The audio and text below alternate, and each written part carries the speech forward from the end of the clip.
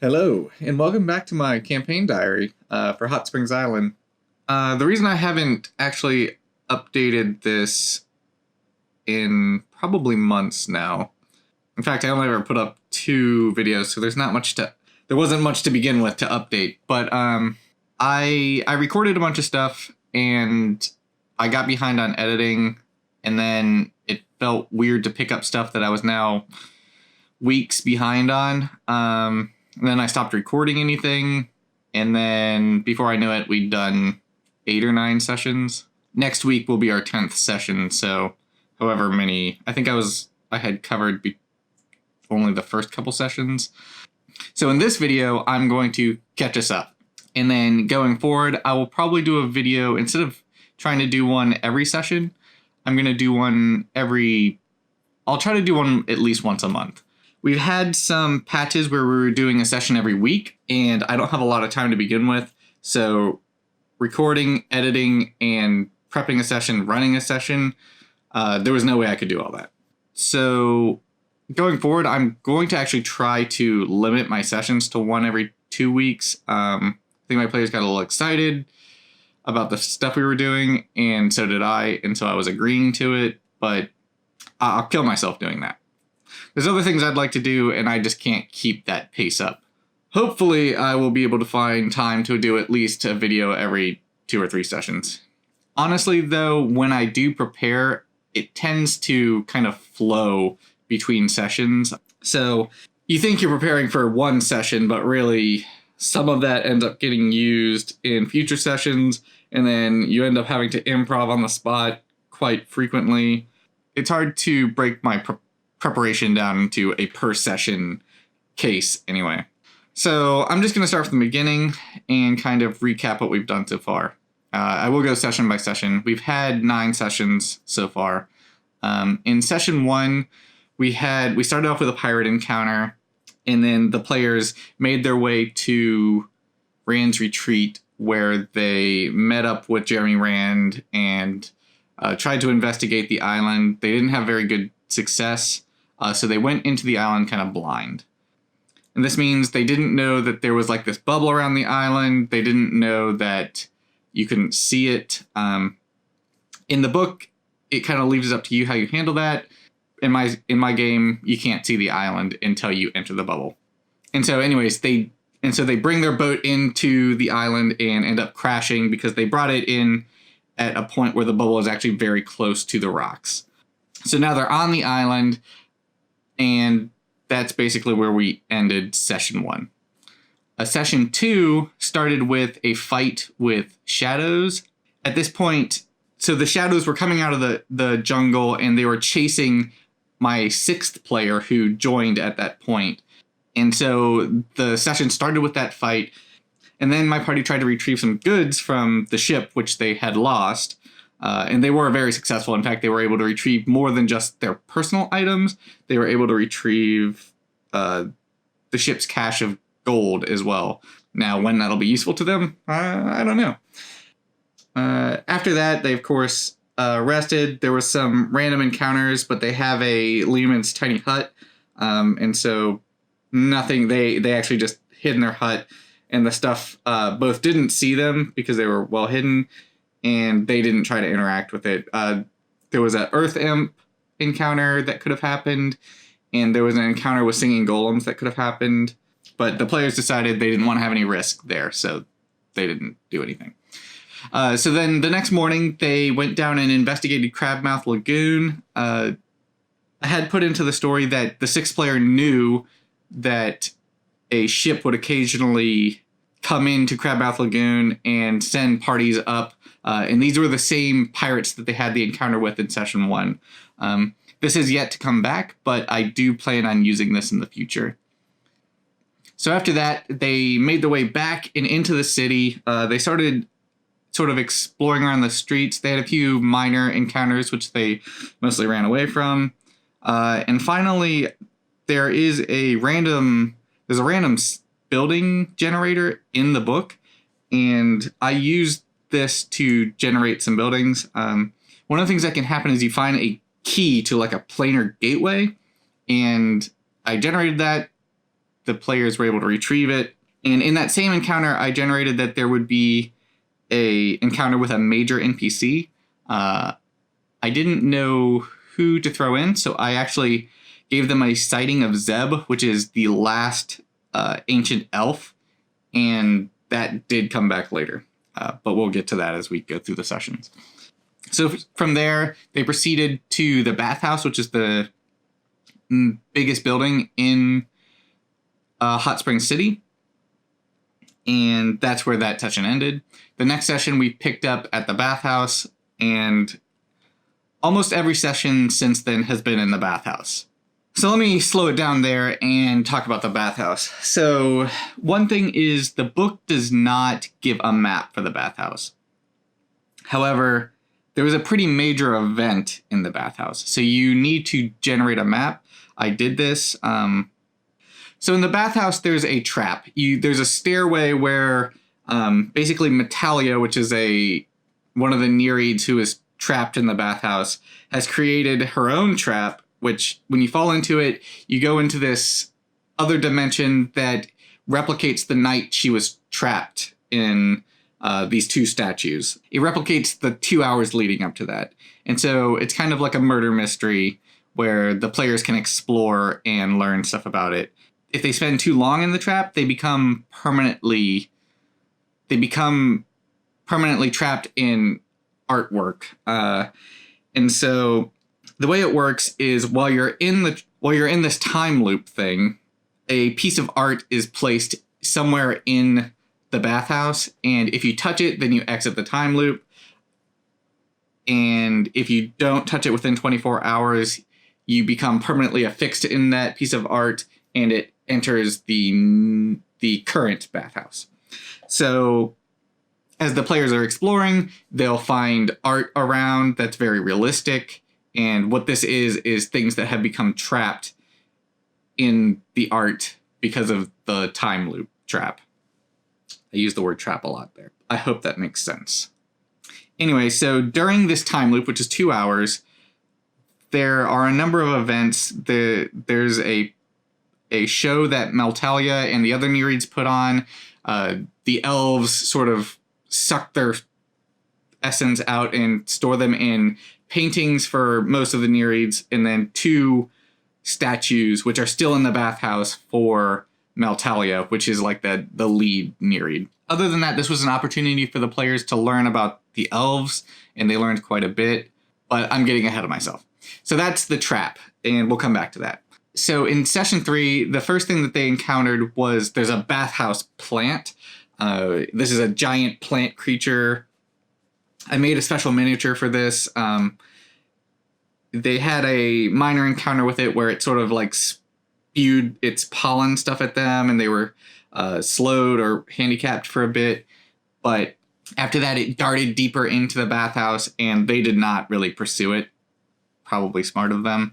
I think I statted this thing fairly out of their league for now, but I would have dropped plenty of hints about that along the way, but they never pursued it while they were in the bathhouse. The thing came back a couple times, and they never took the bait. So after the bathhouse plant darted off, they kind of explored around the entrance of the bathhouse a bit. They had some minor encounters with sludges, which they ran away from. They found a elemental core and a broken golem, singing golem. And then they kind of kept exploring. There was a fight with some shadows, which I expected. I put this fight in to try and chase them into the stair where the trap was, and it didn't work. They just stood there and fought it. So this was a very close call fight. It was definitely a deadly fight. They managed to pull through, but only by a hair's breadth. At one point, one of them dropped. One of the spellcasters, no less. I think it was the cleric. And so the shadows in the book, what happens when they kill, in the book it says kill, but I do it at knock unconscious, which if you're sent to death saving throws, this is when I trigger the event. So what happens is when they kill a spellcaster, for a brief instant, they turn back into an elf and cast a single spell. So right in the center of everything, this shadow turned back into an elf and cast a fireball centered on itself. Everything was hit. All the players managed to make their saving throws, and luckily for them, the shadows did not. This is how it actually rolled out, and they were very lucky. And so that ended the fight a lot sooner than I think it otherwise would have. After that, they decided to take a break. I designed the bathhouse in such a way that there was kind of like this large building with a large central sort of rock fixture, and there's a central pool with waterfalls kind of coming down, and then that's where the inverted plunge bath is, whatever that is. It just says that in the book, and so I made it like this place where you could go in and kind of like swim up this chamber and get to the second floor. But anyways, they kind of like hung around there and rested for the evening, just hanging out by the pool. And it was kind of nice. And that's where session 3 ended. Session 4, they started to explore around that area a bit. They encountered, there's a lot of the bathhouse is damaged. There's these chandeliers hanging that I placed, which have these like glowing, it's like these clusters of glowing vials, and one of them had fallen. Some of the vials were intact, and so they were able to take some of those vials. I don't know what they'll use them for, but they have them, which is pretty cool, I guess. After that, they went and tried to get through they found a sort of like secret pathway, but they couldn't figure out the puzzle to get through the door. Basically, it was a scrambled word puzzle, which they did solve. It was pretty crude. The solution was 2 in the pink, 1 in the stink. So basically the way this puzzle worked is there was a little sign with a tray, but the tray had been basically like knocked over, and so they had to put the letters back how they should have been. They were able to solve that very quickly. Then there's this little metal figurine next to that. And so the solution was to shock the metal figurine of this elf maiden. But they tried a lot of other things, and they did not solve it. So they weren't able to get through that doorway, and so there weren't a lot of paths to the second floor left. There was also another secret door on the other side of the bathhouse that they weren't able to solve. They eventually took the bait and went up the stairs and entered the trap, the time loop trap set by Meltalia. At this point, that session was kind of nearing its end.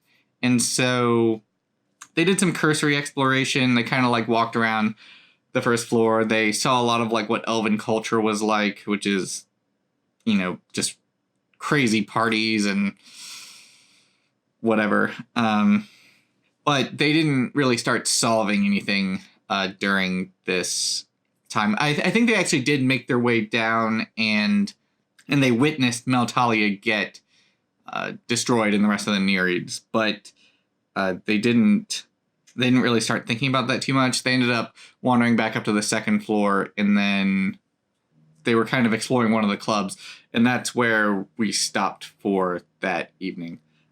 So in the next session, it was all about the time loop exploration. The opening of the session, I put them in a scene where a fight breaks out in the club that they had left off in. There was this like dance club, and they saw this fight break out. Somebody is killed. So one of the things that's going on in the time loop is Starfall, this elven trade organization, is killing off all their rivals the same night. And then they go off, and I think they're a core part of the ritual that binds all the Nereids. The players witnessed one of the Starfall members kill somebody, and it causes this fight to break out. And during this, they see a ring sort of fly off of somebody's finger and get wedged into the light display in this club. I set that up to bring back later, which it came back a couple sessions later. So after that, they started walking around and exploring and sort of witnessing a lot of the Starfall murders, but not really, they didn't manage to really piece too much together. I think it was very early in the campaign for them to discover this, maybe, but they definitely got a lot of questions raised about what happened on the island, and so I think that aspect of it was good.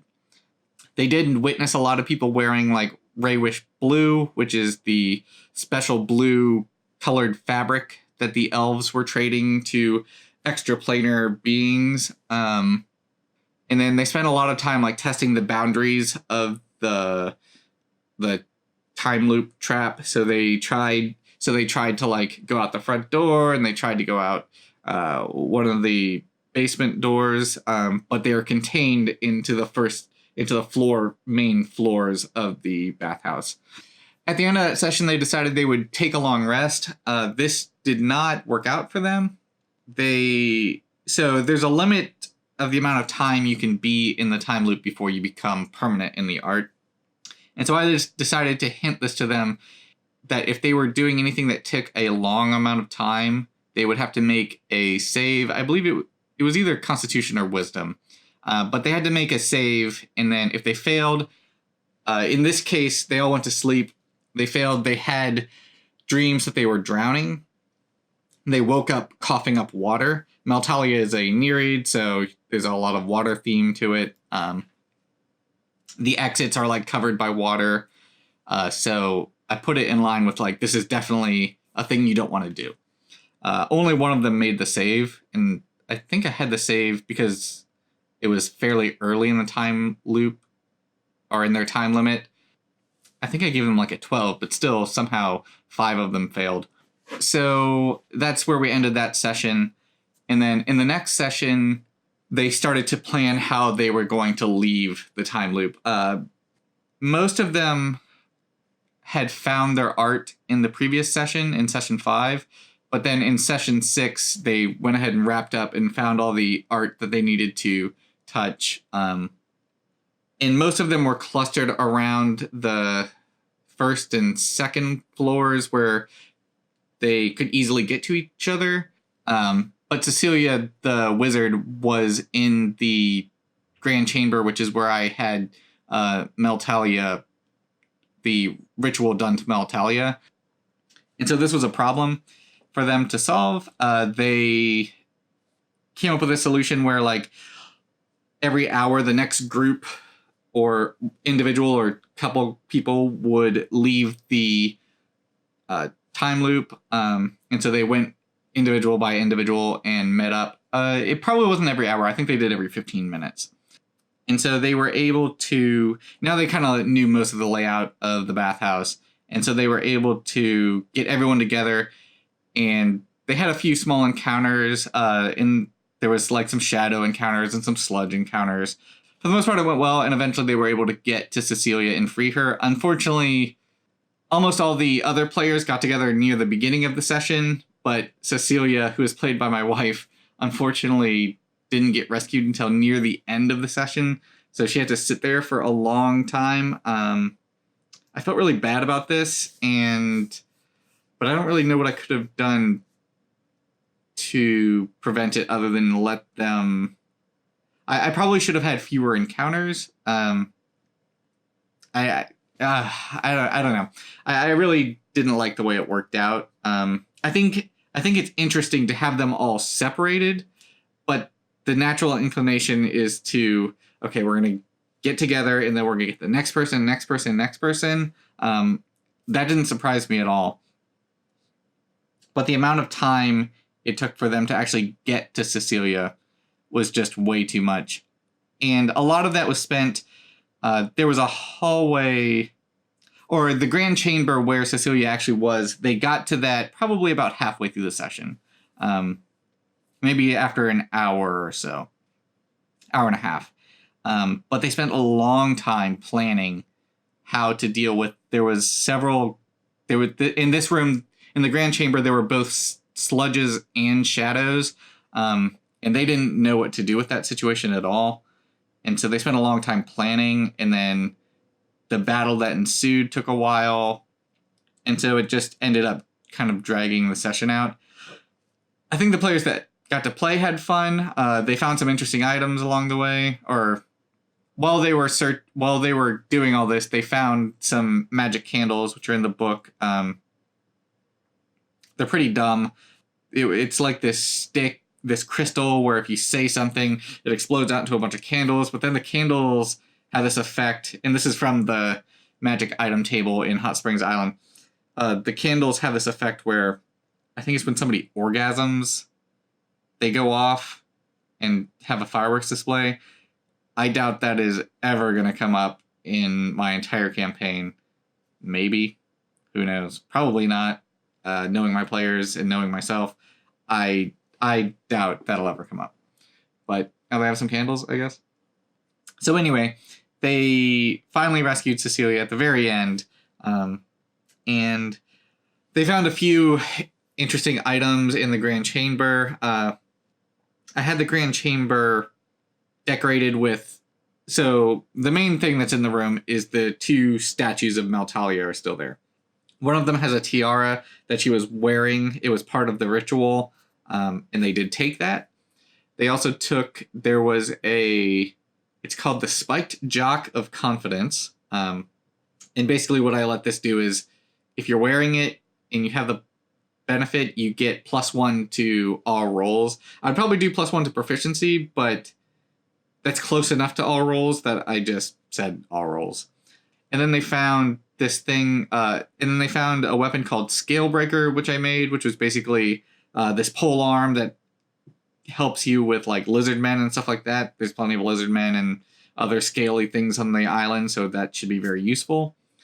And then they found a short sword that I called Misdirection. This sword lets you re-roll your roll, but you have to take the second result, so it almost has like luck built into it. And then it also... Oh, it also has a spell. It lets you cast a minor illusion. But, so they got those 2 things. They rescued Cecilia. And then that's where that session ended. So the next session, they kind of spent some time kind of looking around the art. There was a bunch of like relief engravings along the walls of commemorating old parties and orgies and stuff. So now we're on session 7. They decided they want to go and try to get the ring that they had seen in the time loop. So they make their way up there. There's a couple of small encounters. No big deal. They do it.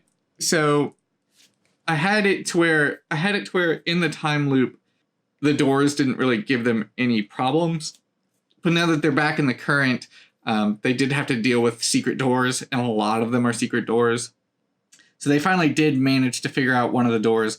I think most of them either require some sort of elemental spell to be cast, or I stuck with what's kind of in the Hot Springs Island book. They would require a chime or some sort of musical element. So they finally figured out one of the doors which required a cold spell to be cast on it, and were able to get through their first secret door. I think this will... I'm going to stick to probably those 2 things for most secret doors that the elves built, so I think that'll start to get them figuring these things out a little bit easier. During this time, somebody started scrying the ranger in the group, who is the person that actually grabbed the planar key back in session 2. Session 2. And so this was Zeb actually scrying him occasionally. So they made their way up to the club where they had seen the ring get lodged in the light display. And so they investigate the display, and it's mostly covered in orange crystal. The ring, sure enough, it's embedded in there. And so while they're trying to get it out, they inevitably trigger the lights and the music, and the entire clubhouse lights up and begins to have just like this disco party start.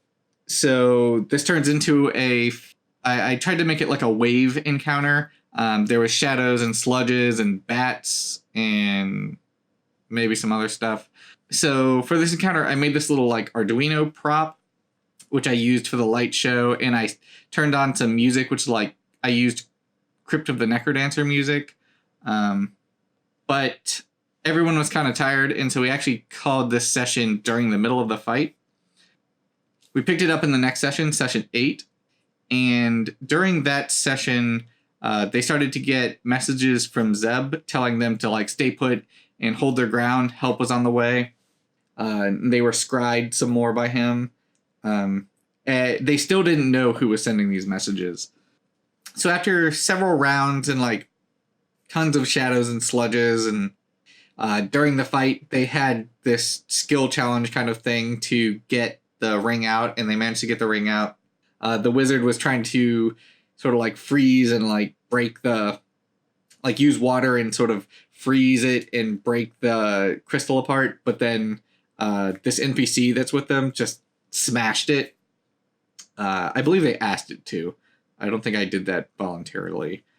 So after several rounds of combat, eventually two NPCs showed up, Ada and Brian. They're in the back of the book. They're part of the like Charlie search party, which is a sort of side story, which is not very fleshed out in the book, but I started to introduce that. So they had a little exchange where they were concerned about why the party knew where they were and why they were messaging them. But of course, I know that this was Zeb messaging these two people to go and help them while Zeb was off somewhere else. During this, they managed to get the music and the lights shut off, but it was too late. They had attracted a regiment of Fuegonauts, so a bunch of salamanders, and those were down on the first floor. They could hear them like marching in. So they finally get a message from Zeb, which is telling them to go to the fourth floor where there's this sort of planar gateway. They decided to go ahead and do that. They run out and they encounter, they see the regiment downstairs. Some of them failed their stealth roll horribly. And so they sort of knock some debris down onto the first floor. The salamanders see them and cast some fireballs up in their direction. A couple of them dropped, but between the party's cleric and the cleric, which is Brian, between Ada and Brian, they were able to get them back up. At this point, Ada and Brian decide, screw this, and they run off to do their own thing. The party continues running and makes it up to the fourth floor, where they encountered some astral spinners. These are these sort of, they're basically phase spiders, and I use the stats for phase spiders almost exactly, I believe. But they're controlled by these sort of astral hosts, which are people who have been turned, you get turned into a host by like using the juice from the spinners. It's really weird, but it's in the book. It's pretty cool actually. But they had an encounter with these, and at first they fought one and they killed it like that, but then like they start phasing in, and eventually 3 people get knocked during this fight. Zeb shows up and is like, let's get away from this, and he teleports them away. As they're teleporting away, I gave him like a glimpse of the astral hosts, just to hint that there's something more to these spiders. And that's where we ended that session. So the next session, Zeb had like teleported them out of the bathhouse entirely. And this is the last session that we did, so a week and a half ago now. They spent some time at the beginning of the session. Zeb's like, so he's like, I'm sorry about the spiders. I didn't know they were there. So go ahead and heal up, and then we'll talk. So they do that. They get everyone back up. So Zeb, I decided, was interested in working with the party because he wants to gather information. This is one of Zeb's like core drives. And I had him make an offer to the party where if the party helps him gather information on Svarku, the Ifrit, which is controlling the bubble, and he's also trading this red crystal stuff, then Zeb would support the party, like helping them in pinches and sending them information and stuff like that. And I think the party is going to go for it, but I'm not sure. You can never be too sure. For now, we seem to be going for it. My players have this problem where they tend to trust people too easily. In our last campaign, I used this against them horrifically, and I'm surprised it didn't break them of it, but that being said, Zeb is not a bad person here. At worst, he's neutral, probably neutral, but I don't use alignments. So Zeb's main motivation is to get that information, and he does want to work with the party to set up trade. So he wants to set up trade off the island. He wants to set up a new supply line for the Raywish, which is actually a die that's from far away on the material plane. But given the current situation, it's impossible to set up the supply line. He wants to restore the Elven City to some state of glory. And although he has, I think he even says some of this in the book, but he doesn't like where Elven civilization went with the like subjugation of the Nereids and the Elementals. So I don't think he's looking for that again. But anyways, he laid this offer out to them, and he gave the party some initial information. Like he told Carrie, the ranger, that his brother is no longer on the island. So he has this whole backstory where Carrie's part of this non-Martell trade organization. And so he's sort of there trying to look for his brother, who was trying to see what Martell was up to. But he gave him some hints about where his brother is. That's a whole different thing that I'll probably get to in future videos. He gave them some information about the Nereids, Svarku, of course. But other than that, it was a fairly short meeting. I'm going to play Zeb like he's always rushed, because if he's always available to help the party, he's such a competent spellcaster that he can just solve all their problems like that, like through teleportation and stuff. So I'm going to solve that problem like Gandalf, like he's just off doing other stuff all the time. The other thing that happened with Zeb that was kind of interesting is I had him be kind of spacey. In the book, it describes how he'll like get really fascinated by arcane stuff. So I set it up to where his history is that he was a merchant of like arcane oddities and artifacts and stuff. But that all fell apart during the calamity. He was off doing something. He comes back home. The island's shattered. Then he starts getting into soul searching and whatever. So come today, I was thinking he would still have that, but he would also just be kind of a spacey person who's constantly losing himself in his head. But the interesting thing that happened here was I brought that up during their conversation, and the party read into that he was constantly scrying people or sending messages or things like that. And that is a way better idea than what I had come up with. So I'm going to go with that because I kind of want him to be this sort of information dealing, which is in the book, puppet master kind of figure.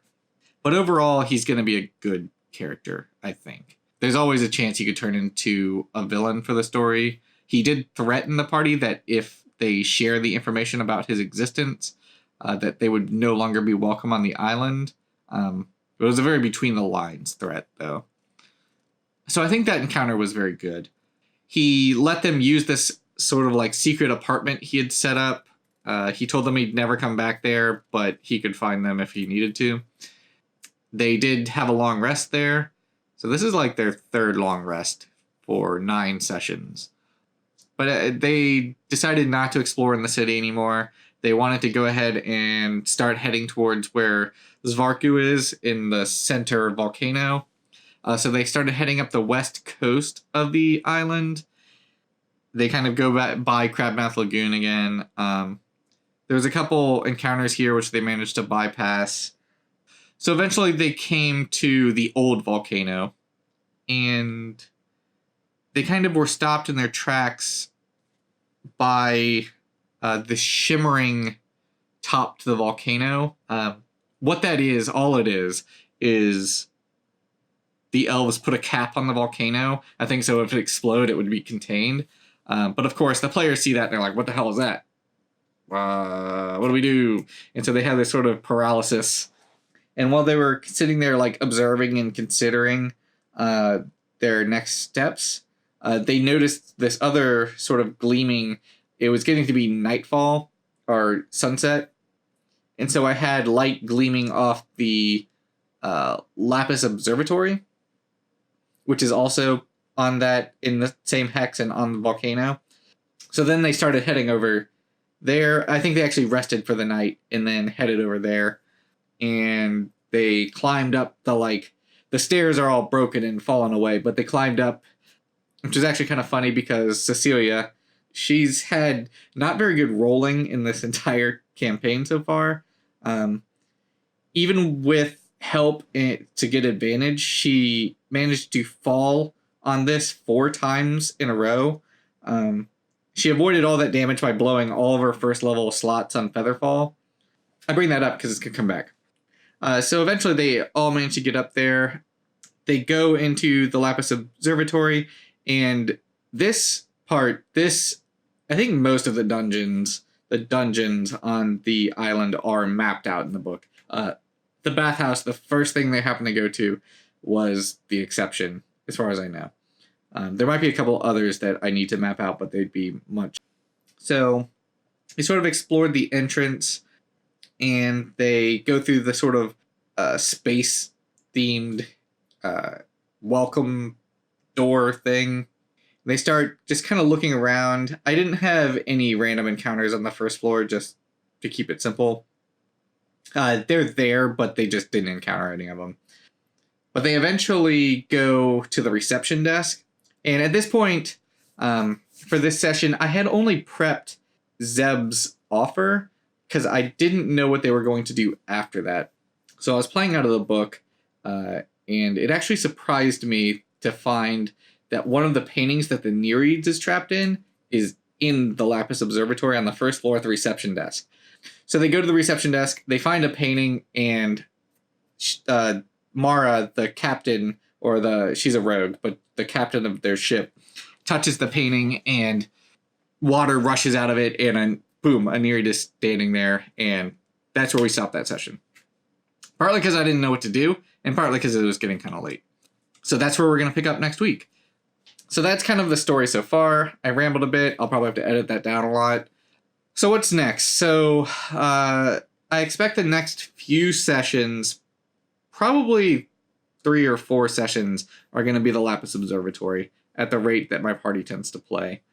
In the long term, I'm still planning on them to have an opportunity to steal the pirate ship that they encountered in the first session. I'd like for them to meet Svarku before that happens. I'd like for them to meet the Night Axes before that happens. They will probably end up meeting the Nereids before that happens. Although I could be wrong, and they might take that Nereid on the ship with them if they manage to keep her in their party. I'm already running one NPC with the party because I haven't managed to kill her yet. She's been very resilient. Other than that, I'm trying to build hooks for every player. For Mara, the main hook that I'm trying to build, she was the captain. So I'm trying to build her up to getting a second ship. For Carrie, he is the ranger, but he has this trading group background. So I'm establishing hooks for him to deal with trading with Zeb. And he also has his brother hooks. So he actually provided a lot of that for me, which is nice. Dick, which is the barbarian in our group, he is also a conspiracy theorist. And this conspiracy is that he was abducted by some extraplanar things. And I'm going with extraplanar entities are not commonly known in this world. And the funny thing is, he came up with all that on his own before we ever started this campaign. And I don't think he'd even looked at the book too much. So the field guide. So the funny thing is, that's so easy to be true because there are a lot of extraplanar things going on in this campaign. And it's been funny time and time again that his conspiracy is continuously being reaffirmed. Even though I basically have to do nothing for it. But I am trying to think of ways to really give that some sort of arc. Father Wilmorn, this player hasn't really given me too much. In fact, his one motivation is to get off the island. But that is very problematic to a campaign that is centered around this island. And I did bring this up at some point with him but I didn't want to force the issue too much. He's also the type of player that's just going to do whatever the party wants to do. But I am trying to build a hook for him to make him like interested in solving a problem on this island. Being a cleric, I wanted to give him a hook centered around his deity, or at least around religion. And so the island offers, there's this thing called Molotek, or I think it's Molotek. I'd have to look. But there's this entity on the island, which is like this, it's this giant, like basically a flame beast god, which is under the earth, and Svarku continuously is threatening to summon it, and then I think the fire imps are actually trying to summon it or help it. Anyway, anyone who meditates, which would be the elf, which in this case would be Carrie, but he already has a lot of hooks, would have visions of Molotek and would feel tremors and stuff like that. I decided to not do it based on meditation, and I'm just giving it to Wilmorn. So he'll have these dreams when he goes to sleep. He already had one. He had one the night they spent in Zeb's apartment. And I'm going to continue building that out for him, and hopefully that will hook him as a character and a player. Cecilia is she is a historical and cultural researcher, so she's like an anthropologist wizard. She gave me all that, and easy enough to do. She's interested in the elves. Zeb will be a great resource for her, so she's got that hook with Zeb. She's found some books already, so she has that hook. So she gave me all that, and that's easy to work with. I am kind of thinking about where that will arc, but I think there's a lot of opportunity there. Nox, the final player here, is our fighter. He joined the party in the story to kind of help them get to the island. He's a native of Rand's Retreat. So he's a dragonborn, and he's from that island. So there's a variety of sort of lizard dragon kind of people from around these islands. So his main thing was that he would know about the wildlife and stuff like that. But this player is very quiet, and he hasn't given me a lot to go off of for a hook.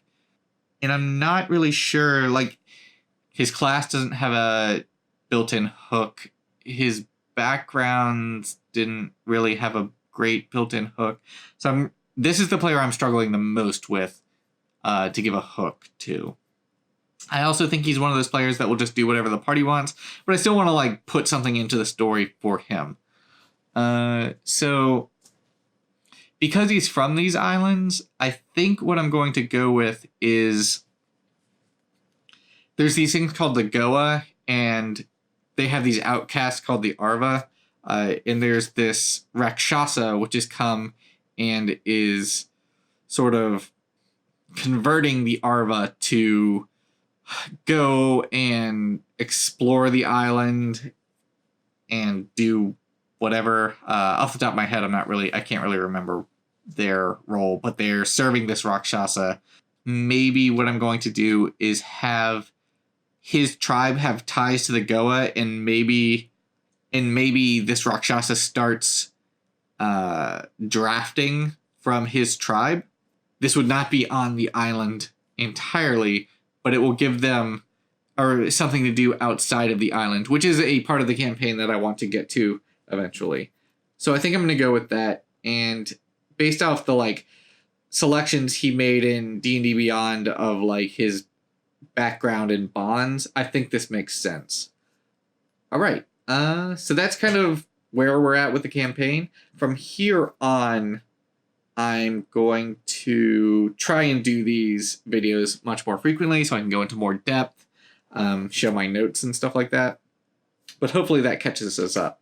I'm immediately, starting like 20 seconds from now, going to start recording something that I'll probably put into the next video. I'll probably split it here. And then I'm going to talk about other prep that I've been doing. I think I said I was going to do this video next in my last video, and I recorded a bunch of stuff for it. Hopefully I still have it, so I can maybe put it in or use some of it somehow. But this is like the other prep I've been doing, which is something that's taken up a lot of my time. I've been doing a lot of crafting and stuff. But anyway, thanks for watching, and thanks for checking out my channel. Hope you're having fun. See you later.